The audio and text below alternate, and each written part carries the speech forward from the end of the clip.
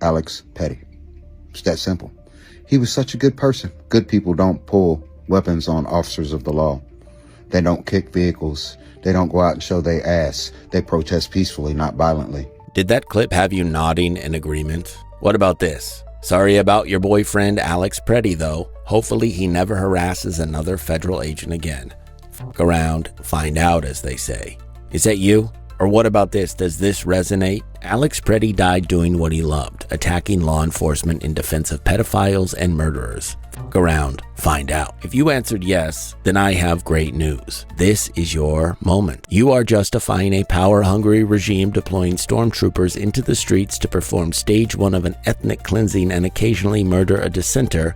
And hey, that's fascism. And hey, that's okay. You don't have to hide from it anymore. The F word has been taboo long enough. It is time for you to say it loud and say it proud. You don't see the current administration as an oppressive force trying to centralize power. You see it as a security state doing what it has to do to keep you safe. Are you courageous? No. But at least you're being honest when you admit that there's nothing wrong with a person wanting an all-powerful authority figure in their life, a protector, a godlike daddy watching over them. Besides, courage is overrated. It's like that Pink Floyd song that goes, did they get you to trade a walk-on part in a war for a lead role in a cage? Someone has to be the person in that cage, and that person is you. And if you think about it, stepping up and providing a clear and bright contrast to bravery is kind of courageous in its own way, right? Now, I can feel some of you retreating from the word fascist. You have the urge to slink back into your fantasy world and turn the volume of your inner dialogue up to 11 and continue to tell yourself that you're all about the Constitution, checks and balances, small government, and states' rights.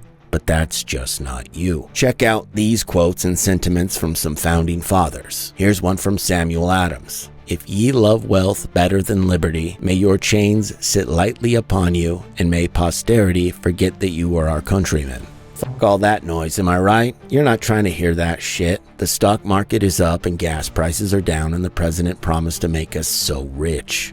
And we're going to become so rich, you're not going to know where to spend all that money, I'm telling you. Here's another one from old Ben Franklin. All men having power ought to be mistrusted. Nope, that ain't you either. In fact, it is foundational within your movement that you trust what you are being told even when your eyes tell you otherwise. For example, there was that time when the president spent months denying the results of a fair election. If you count the illegal votes, they can try to steal the election from us. And then weeks promoting a rally, and then at that rally he urged his followers to march to the Capitol building and fight like hell. We're going to walk down to the Capitol. We fight. We fight like hell. And if you don't fight like hell, you're not going to have a country anymore. And then the crowd beat up some cops and tore the place apart and tried to overturn the election results by force. And now, when the president blames the Capitol Police and he pardons all the insurrectionists and says it was a day of love, you have to believe that or you can't be a member anymore. You have to trust him. Believe me. And we've also got a quote from Thomas Paine.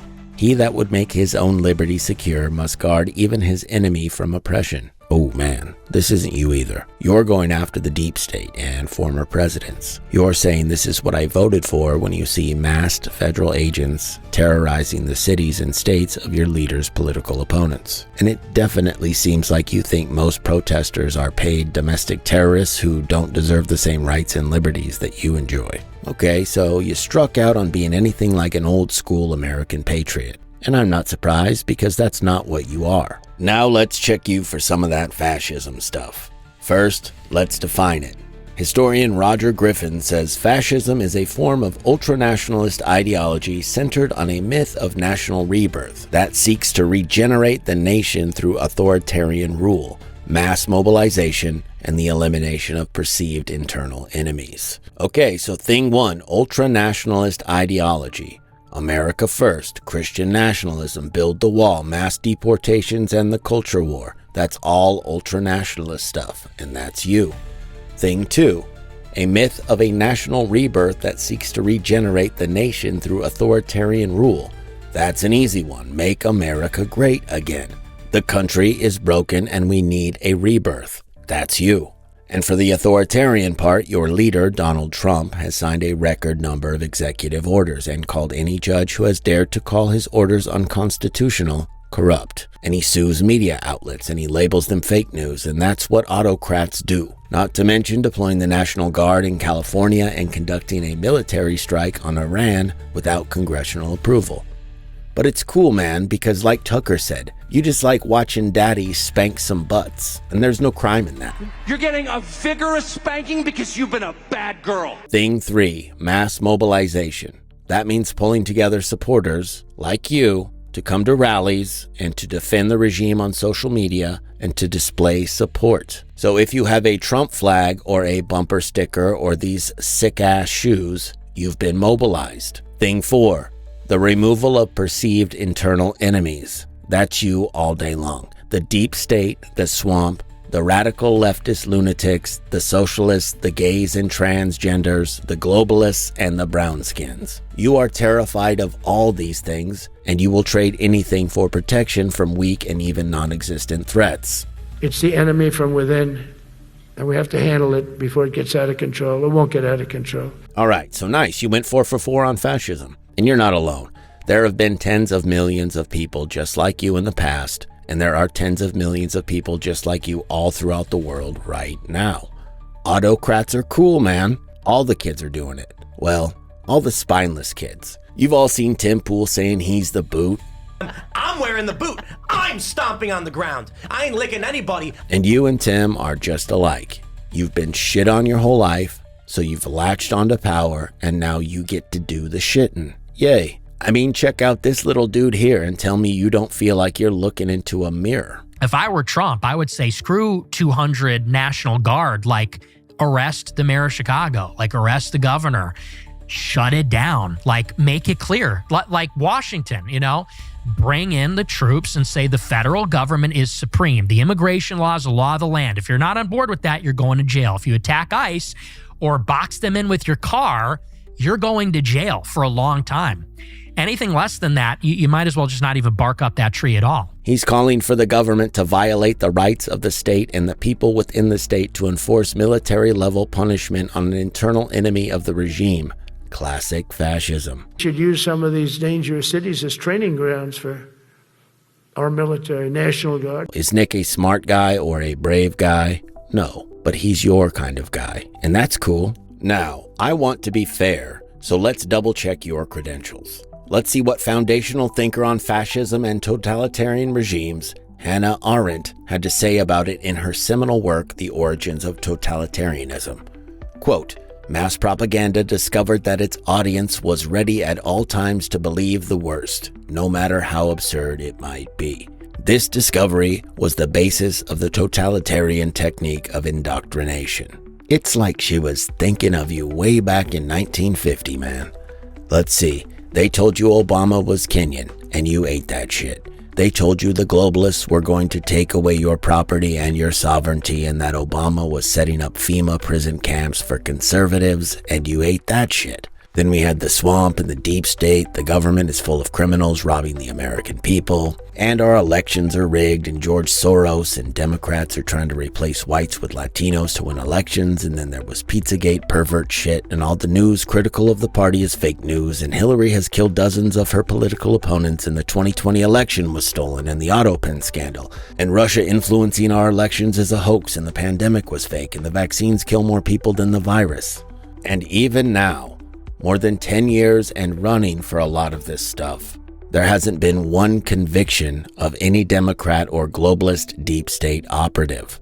They haven't put a single person in prison. It's almost like it's a fantasy, yet still, you eat it up because you like the taste of this shit.